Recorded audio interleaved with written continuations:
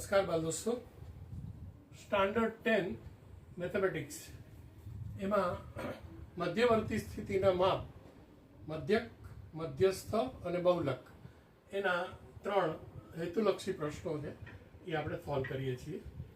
0, 2, 3, 5, 2, 5, 2, 3, 2, 4, 0, 2 નો z બહુલક એટલે કે mode શું છે?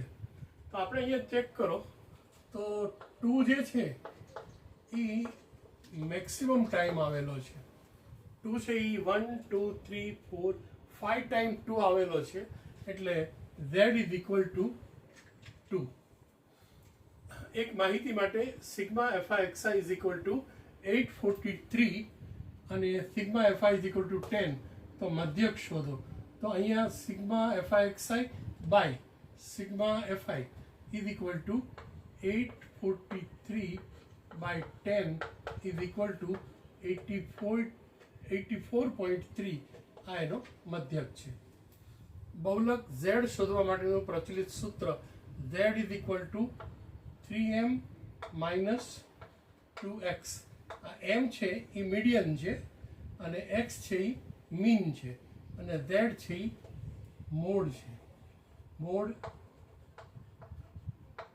મીડિયન અને mean. Therefore, z is equal to 3m minus 2x.